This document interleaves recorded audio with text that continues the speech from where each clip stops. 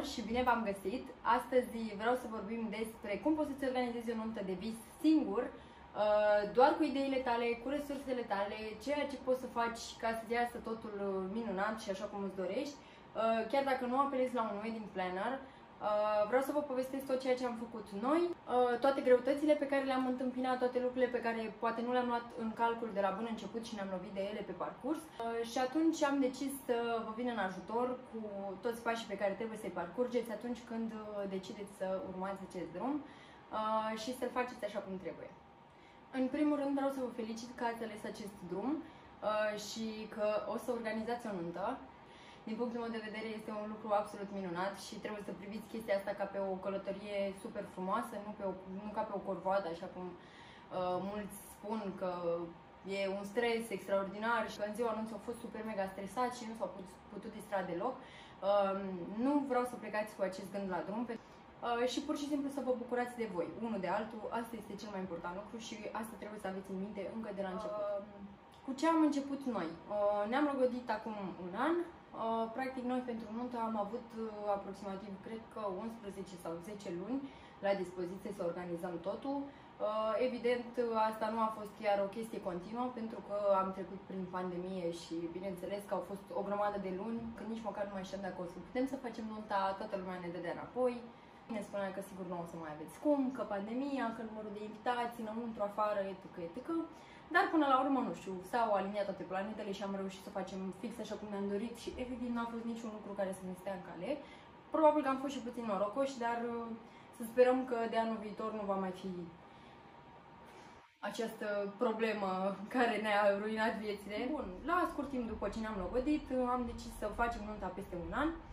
Iar primul lucru cu care am început a fost să facem o listă orientativă de invitați. Asta ca să vezi un număr de persoane, să știi ce fel de sală cauți, pentru că sunt săli care permit de la 70-100 de persoane până la 500 și depinde doar de voi ce număr de persoane ați ales și ce fel de săli trebuie să căutați. Noi am avut cam 140 de invitați prezenți din 180 și ceva invitați. Întotdeauna trebuie să luați în calcul ideea că din toată lista pe care o aveți, cam 75-80% vor fi prezenți, iar asta este o chestie generală pe care am auzit-o cam de la toate persoanele care s-au căsătorit în jurul nostru. Poate că în cazul în care aveți o nuntă mai mică, sub 100 de persoane și aveți exclusiv persoane extraordinar de apropiate, poate că acolo, într-adevăr, numărul va fi mai apropiat de ce e pe lista voastră, însă întotdeauna există surprize și întotdeauna există persoane care, chiar dacă îți spun că vin, se trezesc în ultimele zile sau chiar în ziua anunții că nu mai ajung. Și atunci trebuie să luați în calcul toate chestiile de genul acesta. Adică să nu vă gândiți că aveți 100 de persoane pe listă și o să aveți 100 de persoane în sală, pentru că nu se va întâmpla. Deci ăsta e primul pas pe care trebuie să-l faceți. Faceți lista de persoane, vedeți numărul și începeți să căutați restaurante. Recomandarea mea este să căutați cât mai din timp, în special în perioada aceasta restaurantele sunt destul de pline de evenimente și pentru anul următor, având în vedere faptul că foarte multe nunți au fost amânate și din start și anul viitor va fi unul foarte plin de nunți, deci cu siguranță dacă vreți o zi de sâmbătă este foarte greu de găsit, mai ales dacă aveți un anumit restaurant preferat. Pregătiți-vă de multe cazuri în care veți fi un pic dezamăgiți de ceea ce vă așteptați. Poate că toți aveți în minte anumite săli sau anumite restaurante pe care le vedeați înainte și o să constatați că nu se va pupa deloc cu ceea ce vă veți permite sau să vă veți dori pentru nunta voastră. În primul rând, gândiți-vă la o dată anume, dacă aveți o dată preferată. Poate aveți o dată care înseamnă ceva pentru voi și ați vrea să vă bucurați de ea. Poate aveți o lună anume pe care ați dori-o și atunci asta și complică și mai mult lucrurile, pentru că va trebui să faceți toate planurile în funcție de asta și din start va trebui să găsiți restaurant, trupă, foto, video care să se potrivească pe data voastră. Concomitent cu restaurantul, ceea ce mie mi s-a părut foarte important de făcut a fost să căutăm trupă și foto-video. În caz că vreți trupă, asta este o chestie opțională, poate vreți DJ sau orice altceva, dar să luați în vedere ideea că și ei au datele aproape full booked deja, așa că în momentul în care vă apucați să căutați restaurante și să sunați și să aflați datele lor în care sunt liberi, Sunați în același timp și la trupe și la foto-video, vorbiți cu ei, aflați și de la cei care vă plac vouă ce date ar avea disponibile. Poate vă place o trupă anume sau poate vă place cineva de la foto, să reușiți să găsiți o dată comună în care să-i găsiți pe toți, pentru că altfel s-ar putea să rezervați restaurantul dinainte și în momentul în care veți începe să sunați la foto-video, să constatați că cei pe care vi doreați voi nu sunt disponibili în ziua aia, dar poate ar fi fost în altă dată, însă voi deja ați semnat contractul. Cum găsești un restaurant? Ei bine, pur și simplu te apuci să cauți pe Google, poate vrei în București, poate vrei în alt oraș unde știi deja cam ce opțiuni ai, însă la noi în București nu știam foarte multe, așa că pur și simplu m-am apucat să caut pe Google, am dat dintr-unul într-altul, am început să sun, să dau mail-uri, să întreb oferte, pentru că marea majoritate dintre ei nu le au expuse pe site, așa că trebuie să sun tu și să afli cam ce oferte au. În momentul în care te interesezi de un restaurant, mi se pare foarte, foarte important să întrebi de la început ce îți oferă în pachet. Pentru că sunt restaurante care în prețul meniului de persoană îți includ și poate un candy bar, poate taxa de sală. Sunt restaurante în care pur și simplu percep o chirie a sălii. De asemenea, sunt restaurante care nu îți oferă mâncarea efectiv, ci ea vine prin catering, la fel și băutura, chestii pentru care tu trebuie să plătești separat și să ai practic un contract separat cu furnizorii de mâncare și așa mai departe. Ia în considerare și chestia asta, dacă e un lucru pe care ți-l dorești sau nu. Mie, de exemplu, nu mi-a plăcut ideea pentru că, nu știu, am avut concepțiile mele despre faptul că la catering mai pot exista incidente, poți să primești mâncarea rece și așa mai departe. Am mai auzit povești, deci nu știu. Noi am preferat un restaurant care să aibă și bucătărie și să gătească mâncarea acolo. Însă interesat este foarte bine de toate lucrurile astea. De asemenea, uite, noi la restaurant chiar am avut destul de multe lucruri incluse în pachet. Am avut și un lemonade bar de la ei. Nu a fost percepută niciun fel de chirie de sală, nu am avut taxe de ospătari, pentru că iarăși există multe restaurante care percep așa ceva. Fiecare ospătar trebuie să primească o anumită sumă pe care evident o plătești tu. Asta mai include un preț în plus în toată experiența. De asemenea, recomandarea mea este să mai întrebi persoane și să cauți review-uri despre ei atâta cât poți, pentru că poți să mai dai de surprize și să vezi că la telefon ți se oferă o anumită descriere, totul pare minunat și roz și de fapt când citești descrierile oamenilor care și-au făcut deja nuntă acolo să nu fi fost foarte entuziasmați de rezultat. Așa că interesează foarte bine înainte să faci o alegere, pentru că nu prea mai poți să dai înapoi odată ce ai plătit un avans. Avansul este o chestie general valabilă, care se aplică la restaurante, trupă și foto-video. Ca să luați asta în considerare, aveți nevoie de niște bani la început să plătiți toate aconturile. Trebuie să vă faceți acum la început un buget aproximativ. Să începeți să puneți pe listă toate lucrurile pe care o să vi le spun în decursul acestui video. Să luați în calcul niște prețuri aproximative pe care voi vi le-ați permite pentru fiecare lucru în parte, ca să știți aproximativ unde ați ajunge cu cheltuielile totale ale nunții. Recomandarea mea este să puneți cât puteți de multe lucruri pe listă, adică cam tot ce ar implica o nuntă să o aveți pe listă ca să știți exact cam la ce să vă așteptați. Pentru că dacă o să puneți numai restaurant, trupă, foto-video, rochii și atât, s-ar putea să fiți un pic overwhelmed de rezultatul final, pentru că vor veni multe alte lucruri care vor costa o căruță de bani și pe care voi nu le-ați luat în calcul de la bun început. Tocmai de asta fac acest video, ca să știți exact cam tot ce presupune organizarea unei nunți. Cum ne-am organizat noi bugetul? Păi, în momentul în care am ales restaurantul și știam exact ce presupune prețul meniului și practic la noi cam atât a fost, ne-am ales trupa, ne-am ales foto-video, am pus și prețurile de la ei pe care deja le știam și am început să luăm în calcul cam tot ce am vrea noi să cheltuim pentru nuntă. Și trupa, bineînțeles că o găsiți la fel ca pe toate celelalte, pe YouTube, pe Facebook, din recomandările prietenilor. Dacă aveți oameni care au făcut deja nunți cu ei și așa mai departe, e varianta cea mai faină pentru că deja poate ați și fost și ați văzut. Dacă nu, în pandemie, din păcate, chestia asta nu s-a prea realizat, să mergi să te vezi la alte evenimente. Teoretic, înainte așa înțelesem că se mai proceda.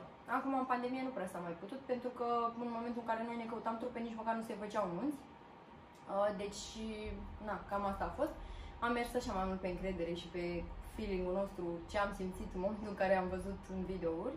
Și, din fericire, pentru noi chiar a fost o experiență minunată, pentru că am ales o trupă pe sufletul nostru și a fost cel mai prețios lucru din nunta mea, cel puțin.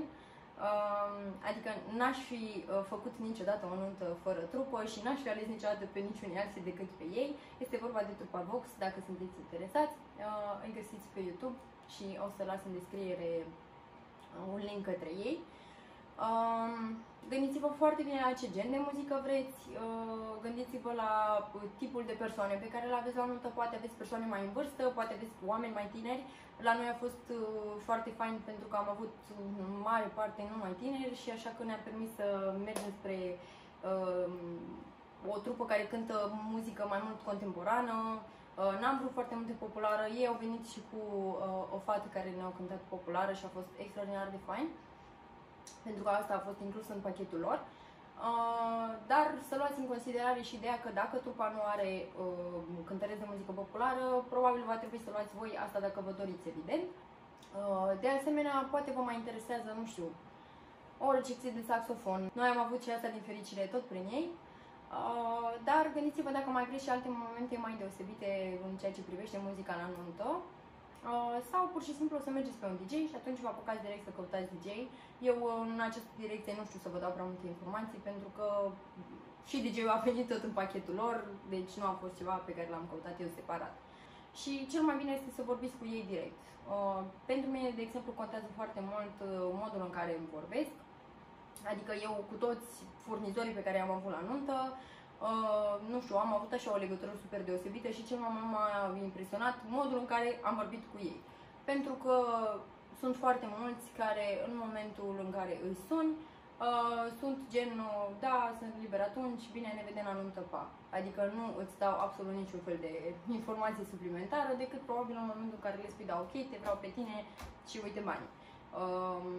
Mie îmi place ca omul să-mi vorbească de banii ăia, să știu exact la ce mă aștept, să știu cu ce fel de oameni colaborez, să știu că pot să le comunic anumite lucruri pe care eu mi le doresc la nuntă, că până la urmă e seara mea și despre asta este vorba, că vreau să pot să-mi exprim dorințele și să iasă totul așa cum vreau eu, nu doar că dau niște bani și atâta tot.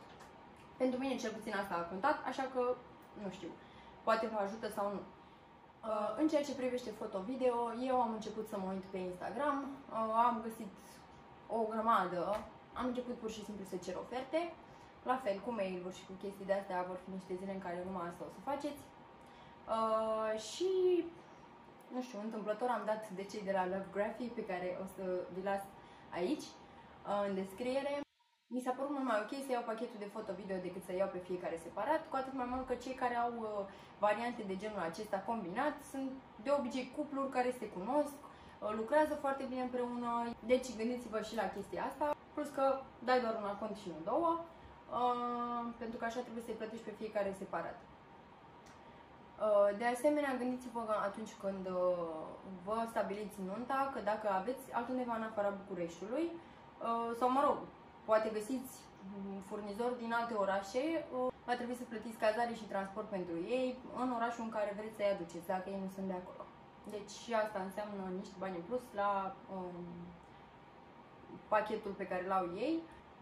Următorul lucru de care m-am ocupat a fost candy bar-ul. O să căutați cam de la orice cofetărie un pachet de candy bar pentru nunți, pentru că nu știți niciodată peste ce oferte puteți să dați, evident. De asemenea, e momentul să vă uitați la orice alte lucruri extra pe care le mai vreți la nuntă. De exemplu, photo corner, dacă vreți chestia de asta cu oglindă magică și așa mai departe, de făcut poze, poate vreți ca să puneți chestia asta ca și mărturii. Noi, de exemplu, am avut chestia asta. Am mai auzit de la alții de tot felul de baruri, de trabucuri, de chestii de brânzeturi. Nu știu, există o grămadă de variante de genul ăsta, așa că ar trebui să vă gândiți și la astea din timp.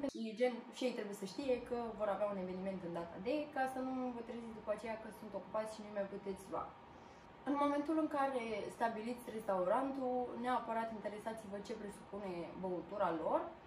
Sunt foarte multe restaurante care nu oferă atât de multă băutură inclusă în pachet și asta înseamnă că trebuie să veniți voi cu ea din altă parte, să stabiliți punctul catering sau nu, pur și simplu nu au suficientă, adică nu oferă open bar, îți oferă doar câteva sticle și atunci când se termină, la revedere, te descurci tu. Deci și asta trebuie să știți exact cam ce băutură oferă și dacă voi vreți ceva în plus, de exemplu cocktailuri și așa mai departe. De obicei asta nu sunt incluse, n-am văzut pe nicăieri. De asta noi ne-am luat bar separat pentru așa ceva. Următorul pas pe care trebuie să-l faceți este să alegeți culorile și o tematică. Recomandarea mea este să vă uitați foarte mult pe Pinterest înainte, să vă alegeți o paletă de culori de acolo. De preferabil nu vă alegeți doar o culoare, pentru că cu siguranță nu o să aveți cum să faceți totul într-o singură culoare, deci alegeți o paletă un pic mai largă care să arate bine împreună și în alea să vă învârtiți, pentru că vor fi multe lucruri pe care nu le veți găsi fix în culoarea aceea pe care o vreți voi principală și atunci va trebui să mai alternați un pic ideea și ca să aveți tot pus la punct dinainte.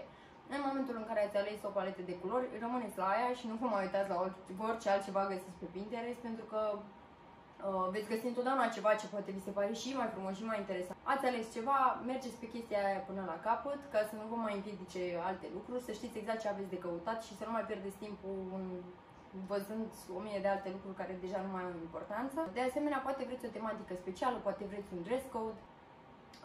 Bun, următorul lucru pe care noi l-am făcut a fost să ne stabilim un buget aproximativ pentru decor și să găsiți pe cineva care vi se poate ocupa de așa ceva. De obicei sunt florării care fac decorul la nuntă sau persoane autorizate și avizate care se ocupă de așa ceva. Găsiți pe Instagram multe variante. Vorbiți cu ei așa cam ce v-ați dori orientativ și, nu știu, alegeți un buget pentru chestia asta. Decorurile sunt extrem de scumpe. Luați în calcul chestia asta că tot ce vrea să faceți la nuntă și să puneți pe masă costă destul de mult. Adică am auzit persoane care ne spuneau că ca să pună o frunză pe fiecare farfurie îi costa 1 leu de persoană.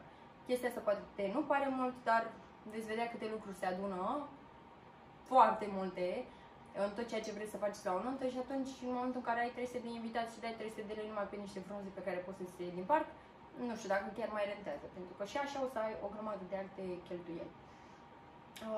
Eu am ales să fac decorul singură, în mare parte, și apoi, dintr-o super întâmplare, am colaborat cu o tipă foarte faină. S-a dus și mi le-a aranjat pe toate în ziua respectivă acolo, pentru că asta nu, bineînțeles că n-aș mai fi avut timpul să o fac singură. Ea mi-a comandat florile, s-a ocupat de asta, de buchete și așa mai departe și de tot ce însemna aranjamentele pe masă, însă eu am făcut totul în rest. M-am cumpărat toate materialele, tot ce am avut nevoie, lumânări, materiale efectiv de făcut pe masă, șervețele și așa mai departe, tot ce am mai fost nevoie și chestii extra pe care le-am mai pus eu, le-am făcut singură. Și astea au fost chestiile cu care mi-am mâncat cam ultimele 2-3 săptămâni înaintea anunții, pentru că a fost super mult de muncă. Ne-am ales tematica, am stabilit bugetul pentru decor. Urmează să vă dați frul liber imaginației și să vă uitați pe Pinterest la tot ce vreți voi despre cum trebuie să arate decorul vostru, ca să aveți așa în minte cam ce trebuie să faceți. Salvați-vă acolo cu o grămadă de albume cu tot ce vă trece prin minte și tot ce vedeți, pentru că nu știți când aveți nevoie de ele, să vă întoarceți. Și este momentul să alegeți și domnișoarele de onoare și să vă gândiți și la rochile lor, pentru că va trebui să vă ocupați voi de o parte din ținuta lor. În principiu, cam toată lumea am văzut că procedează în felul următor, le cumpără materialele fetelor și ele își fac rochile. Acum depinde foarte mult de ce gen de rochii vă doriți voi pentru domnișoarele de onoare. Eu așa am procedat, am fost și a cumpărat materialele pentru ele și am fost și a cumpărat și materiale pentru toate celelalte chestii de la decor și ele s-au ocupat de rochițe. Am văzut că mai sunt și alte persoane care direct le cumpără rochile, însă eu nu am vrut să aibă toate aceeași roche, același model, că de obicei cam asta înseamnă. Ci fiecare a avut modelul ei pe care și l-a făcut așa cum a vrut, dar au avut aceeași culoare și asta mi s-a părut extrem de drăguț, a ieșit super fain în final. Dar există și varianta aceasta să găsiți pe net niște rochii și să le cumpărați voi direct. Nu știu cum vreți să vă înțelegeți cu ele, dar în principiu cam așa se procedează și totodată ar fi foarte fain să le faceți o invitație cât se poate de drăguță, să vă fie domnișoare de onoare. Următorul lucru de care m-am ocupat a fost să-mi aleg invitațiile, pe care de asemenea am decis să mi le fac singură, pentru că pe unde m-am uitat pe Instagram erau un pic cam scumpe, pentru ce îmi doream eu cel puțin. Modelul pe care l-aș fi vrut, oriunde încercam să vorbesc, mă costa foarte mult. Și e adevărat, merită să investești în niște invitații, sunt niște chestii super faine pentru fiecare mireasă în parte, însă, repet, sunt foarte multe cheltuieli la o nuntă și trebuie să luați și asta în calcul, că nu știu dacă chiar e cel mai bun lucru să investiți 1000 de euro în invitațiile de la nuntă, I don't know. Prețurile diferă foarte mult, evident, depinde ce și unde găsești și depinde ce vă doriți voi. Dar fix pentru ce îmi doream eu, pentru că deja modelul aveam în cap de pe Pinterest, acolo găsiți inspirație pentru absolut orice vă doriți la nunta voastră. Eu îmi găsisem modelul, știam exact ceea ce vreau să fac și unde întrebam, nici nu găseam pe cineva care să-mi spună da, pot să-ți fac strict asta. Și mi-arătau diverse alte modele care nu mă încântau foarte tare. Deci am preferat să le fac eu, așa cum m-am priceput și bineînțeles că am avut și un ajutor, o prietenă de-a mea din copilărie care s-a ocupat de designul efectiv în Photoshop, dar asta puteți să găsiți mulți oameni care se ocupă cu așa ceva, să vă facă doar designul dacă aveți nevoie.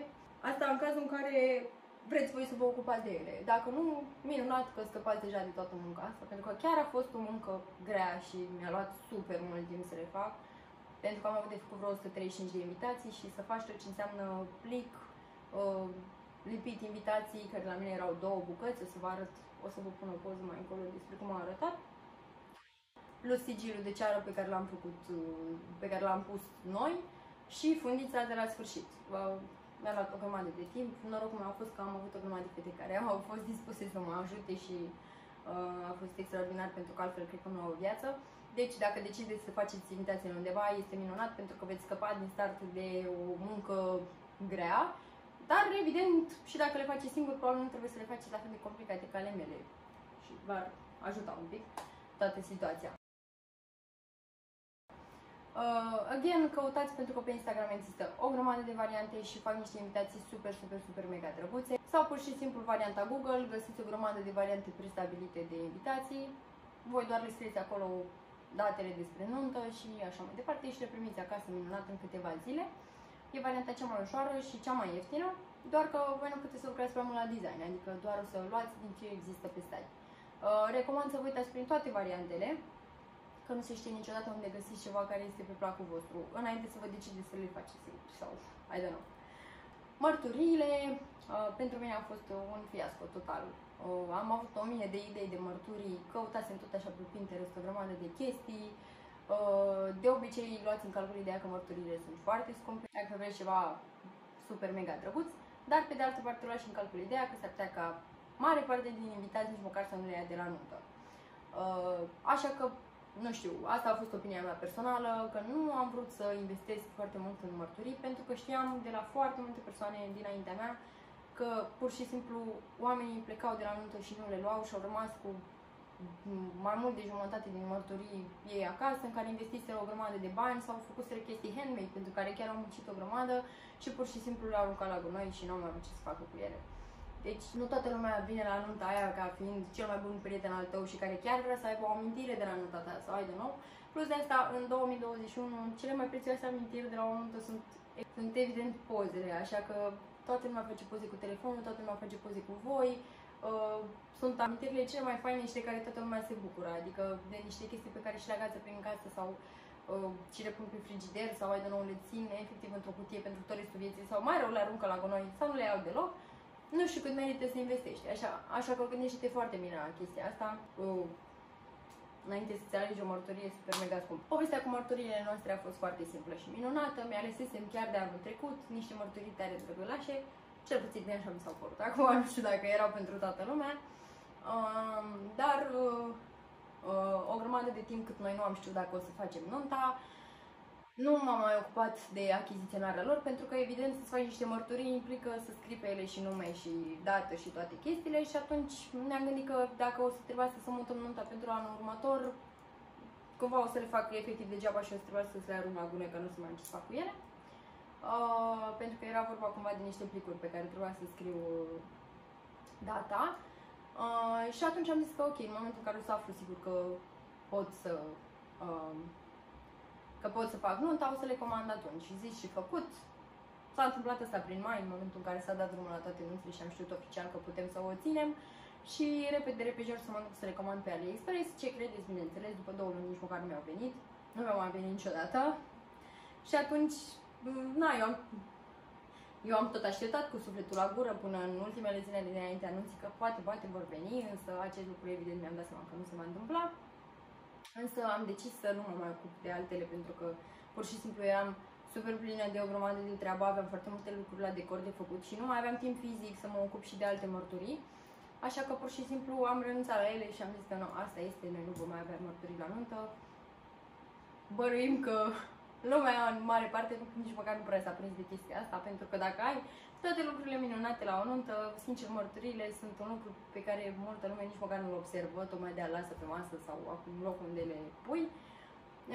Așa că nu știu dacă chiar este cel mai important lucru de la o nuntă, poți să treci liniștit fără ele, noi chiar am trăit fără ele și a fost super ok și marea parte din oameni nici măcar nu s-au prins. Urmează partea preferată a oricărei mirese sau nu, alegerea rochiei de mireasă.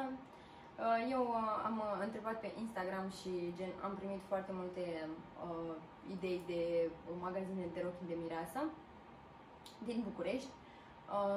Am ales doar 3 dintre ele pentru că am zis că nu vreau să stau să mă duc să probez 200.000 de rochii, fiindcă cu cât probezi mai multe, cu atât e mai greu să le alegi. Varianta foarte faină probabil că ar fi și dacă reușești să mergi la niște târguri de nunți unde poți să găsești 100 de magazine într-un loc și atunci vezi exact și probezi tot ce îți iese în cale. Însă eu am ales doar 3, cele care mă inspirau cel mai mult de pe net. Și la unul dintre ele chiar am găsit din start de prima dată când am văzut, când am intrat pe pagina lor de Instagram, văzusem o rochie pe care eu o urmăream și o aveam salvată peste tot pe Pinterest de foarte mult timp. Și efectiv a fost primul magazin în care m-am dus și prima rochie pe care am probat-o. Și am zis, nu, asta este rochia visurilor mele. De când am probat-o pe aceea, deși am mai probat încă, nu știu, 30 de rochii câte eu mai fi probat, mi-am dat seama că nu mai aveam nicio altă variantă și nimic nu îmi bătea rochița visurilor mele, așa că pur și simplu a fost așa un vis devenit realitate. Poate vreți și varianta de a împrumuta o rochie sau de a o cumpăra second hand. Nu m-am interesat foarte bine despre aceste chestii pentru că eu mi-am dorit o rochie nouă și având în vedere că mi-am găsit și rochia visurilor, era clar că voi merge pe varianta aceea. Voalul pe care îl puteți lua de obicei de la cei care vând și rochii de mireasă sau îl puteți lua de la alte persoane. Ceea ce vă recomand este doar să așteptați întâi să luați rochia, dacă la caz îl luați din altă parte, pentru că s-ar putea să nu faceți o rochie tocmai albă, simplă și ceea ce găsiți pe OLX sau de la alte persoane să nu se potrivească pur și simplu la culoare cu rochia voastră și să arate destul de dubios. Deci gândiți-vă și la chestia asta. Stabilește dinainte un buget pentru rochia de mireasă și de asemenea și pentru costumul de ginere. Și gândește-te și la ideea că dacă faci cununia civilă în altă zi, cum am avut-o noi, îți vor trebui niște haine noi pentru civilă. Și pentru unul și pentru altul, că eu de hainele soțul meu, bineînțeles că uitasem că mai trebuie și el să se îmbrace pe la civilă. Mi-am adus aminte mult mai târziu și asta a fost una dintre cheltuielile pe care nu le luasem în calcul de la bun început. Și dacă aveți nevoie de alte accesorii și alți pantofi la cununia civilă, puneți și asta pe listă. De asemenea, este momentul să vă ocupați de niște programări în ceea ce privește machiajul și părul și de asemenea și unghiile sau alte chestii pe care mai doriți voi să le faceți înainte de nuntă. Puneți un buget și pentru toate aceste lucruri, pentru că de obicei pentru mireasă costă destul de mult. În ceea ce privește verghetele, noi am umblat prin mai multe magazine și pe net până ne-am reușit să găsim ceva să ne placă amândurora. Am ales verghetele de la Taylor. Ca sfat, gândiți-vă dacă puteți să dați ceva aur la schimb, dacă aveți, s-ar putea să vă ajute. Dacă nu, trebuie pur și simplu să vă duceți să căutați, să probați și așa mai departe. Am făcut verighetele cu vreo 2 luni înainte, cred, durează aproximativ o lună să fie gata. Deci mergeți cât se poate din timp să le rezolvați astfel încât să fie gata până la nuntă, nu vă duceți cu 2 săptămâni înainte. Dar recomandarea mea în ceea ce privește toate chestiile pe care vreți să le alegeți, ca rochie, ca verghete și așa mai departe, dacă aveți nunta peste 2 ani, nu le faceți cu 2 ani înainte, pentru că între timp s-ar putea să mai vedeți încă alte 1000 de lucruri care vi se pară mult mai frumoase și să vă pară rău că le-ați făcut așa de devreme. Așa că amânați-le o vreme. Rochia, eu aș spune că cel mai bine ar fi să vă alegeți cam cu 6 luni înainte. Trebuie să aveți ceva timp ca să fie gata, pentru că de obicei durează destul de mult, așa că nu vă puteți lua cu, nu știu, o lună înainte, fiindcă trebuie ajustată. În cazul în care o luați de la un atelier de rochia, trebuie să fie făcută de la zero și atunci durează destul de mult. Dacă vreți să o cumpărați de la altcineva, atunci tot procesul este mult mai simplu și puteți să amânați și mai mult.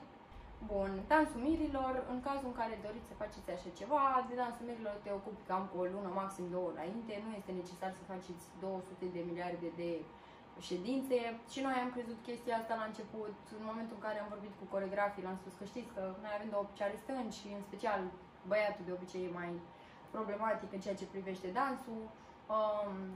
Noi am colaborat cu Petrișor Ruge și cu Denisa, o să vă las un link și către ei. Noi am fost super încântați, adică chiar a fost toată experiența extrem de faină cu ei. Ne-am bucurat super mult să lucrăm împreună și toate ședințele au fost super faine, adică nu ne-am dus acolo crispați și scârbiți de treabă că trebuie să facem un dans. Nouă chiar ne-a plăcut foarte mult și m-aș mai duce numai de drag să mai fac un dans al mirilor, l-aș face oricând. Alegeți-vă niște coreografi care să vă placă, pentru că dacă nu, s-ar putea ca toată experiența cu dansul să fie nașpa și să vă pare rău și la final să ziceți, Doamne, am scăpat în sfârșit de dansul ăsta oribil. Mai există câteva școli de dans, din ce am văzut, care se ocupă de dansul mirilor, căutați pe net și găsiți dacă nu. Dar ceea ce vreau să vă spun este că nu aveți nevoie să vă apucați cu un an înainte de dansuri pentru așa ceva, pentru că până la urmă e vorba de un dans de 2 minute, adică dacă te stresezi un pic și mai repeți și tu acasă când mai poți, câteva ședințe de dans sunt suficiente dacă faci una pe săptămână, deci practic o lună, 2 maxim. Gândiți-vă la ideea că veți avea nevoie, poate, de camere de hotel pentru invitați, în cazul în care aveți nunta într-o locație în care trebuie să chemați foarte mulți din afară. Astea trebuie rezervate din timp, în special dacă aveți nevoie de un număr foarte mare de camere, deci când luați și asta în considerare, încercați să întrebați invitații dacă au nevoie de chestia asta în momentul în care le veți da invitația la nuntă și în momentul în care primiți și de asemenea gândiți-vă la ideea dacă aveți nevoie de un hotel pentru voi doi.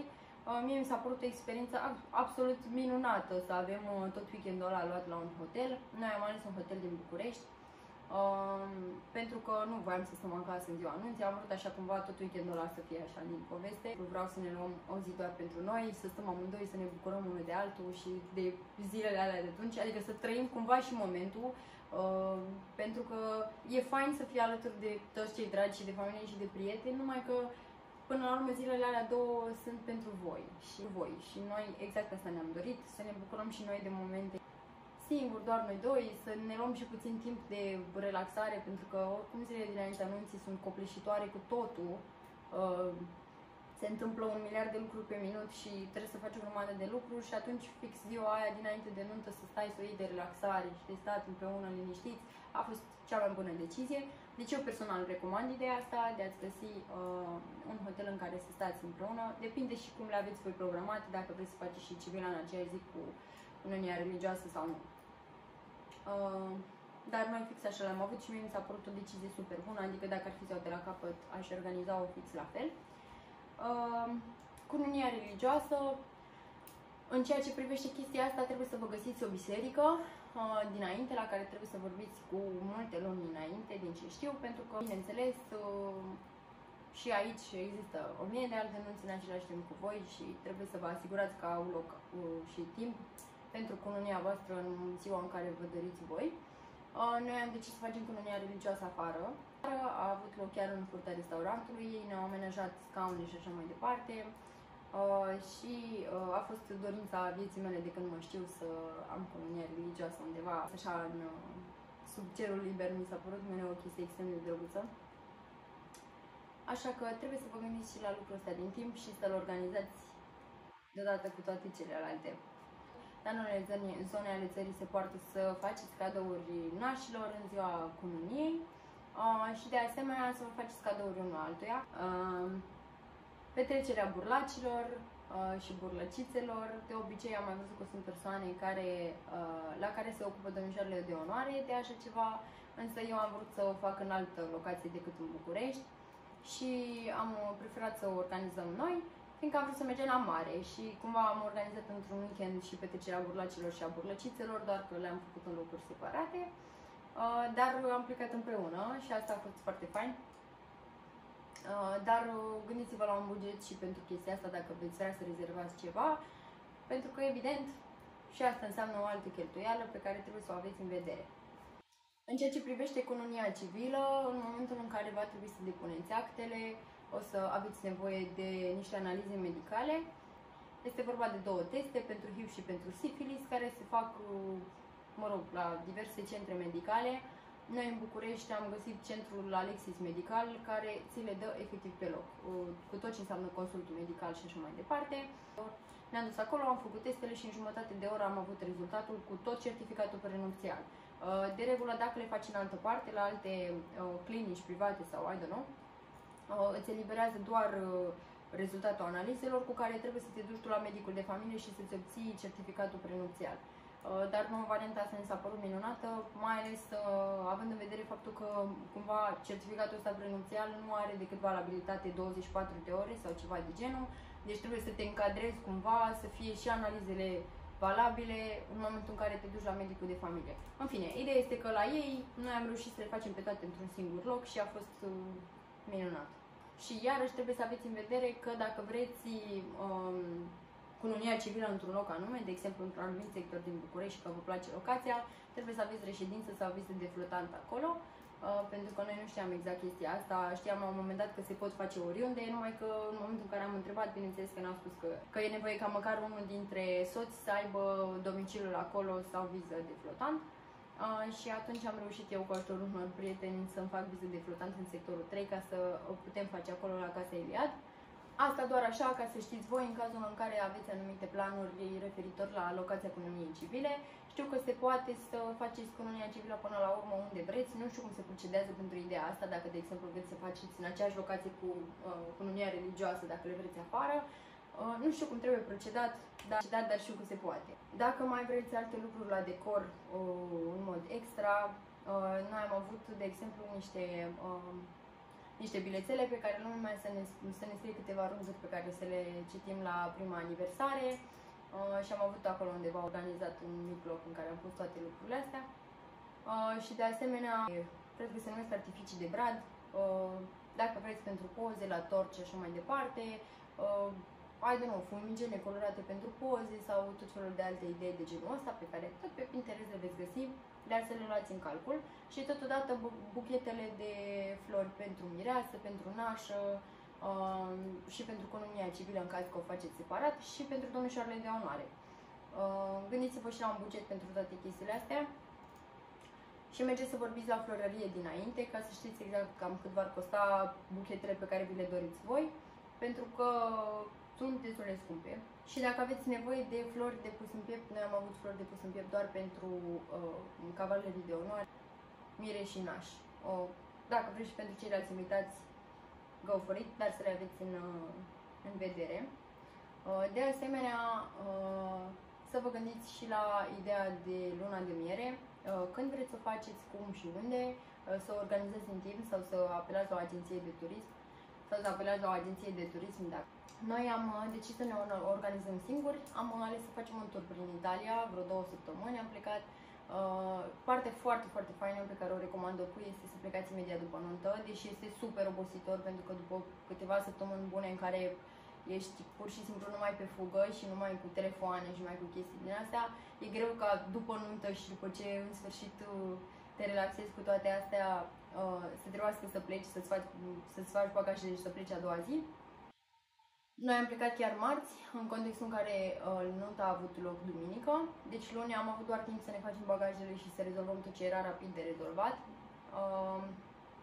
Dar a fost foarte fain pentru că cumva pleci așa din toată magia aia anunții, după tot weekendul ăla minunat așa pe care l-am petrecut împreună și cu toată nunta, să pleci direct în luna de miere a fost absolut minunat, fiindcă altfel ar fi însemnat niște zile în care să mergi la muncă sau chestii de genul ăsta și deja să se ducă așa toată emoția și să pleci ca într-o vacanță oarecare. Deci mie asta mi s-a părut o variantă super, dar acum fiecare face cum consideră.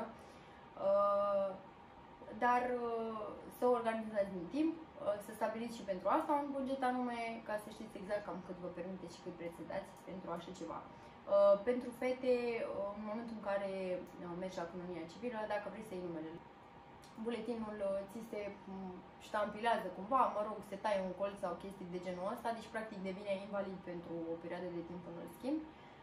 Și dacă vrei să pleci imediat după nuntă, practic nu o să poți să-l folosești ca să ieși din țară. Eu am avut pașaport și am folosit pașaportul oriunde în străinătate, însă știu că la comunia civilă de obicei te întreabă dacă pleci imediat după căsătorie și probabil că nu ți-l perforează de atunci și nu știu exact care e procedura dacă nu ți-l perforează, însă eu având pașaport nu am avut nevoie, am lăsat să fac ce am vrut cu el.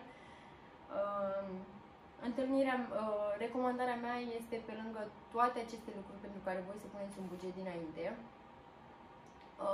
să mai puneți niște bani pe listă. I don't know cât considerați voi, poate 1500 de lei mi s-ar părea mie rentabil, 2000 de lei, nu știu, pentru lucruri neprevăzute care apar pe parcurs. Poate mai sunt chestii pe care vi le doriți și le vedeți între timp și nu le aveți de la început în buget.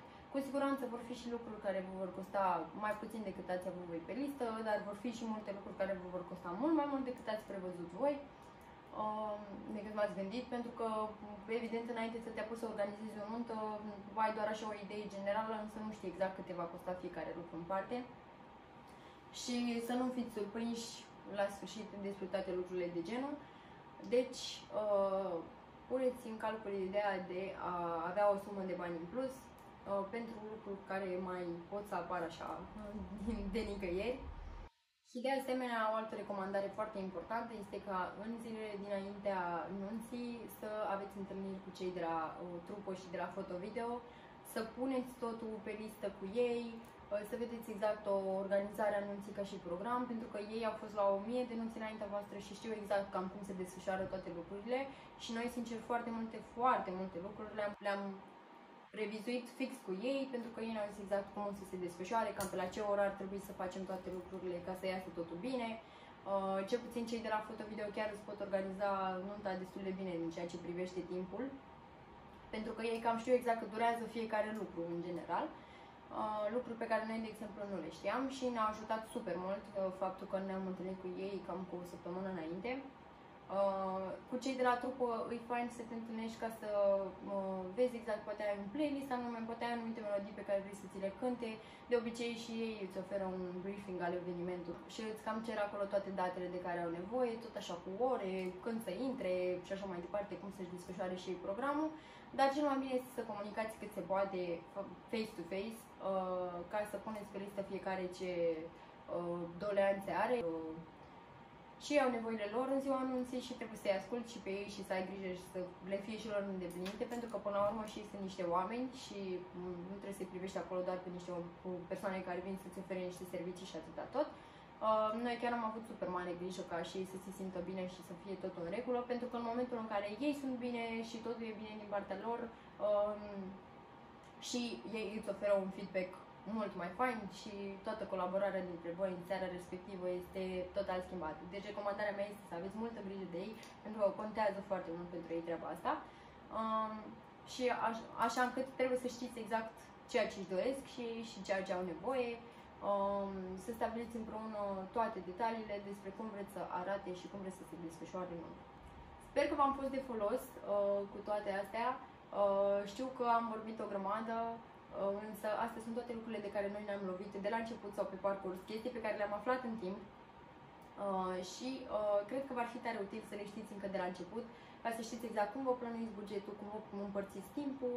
Vă recomand să vă faceți un calendar așa, cel puțin cu 2 luni înainte, cu fiecare zi ce aveți de făcut, să nu cumva să omiteți lucruri și să credeți că mai aveți o grămadă de timp și de fapt mai sunt doar câteva zile și aveți foarte multe lucruri de făcut în ele.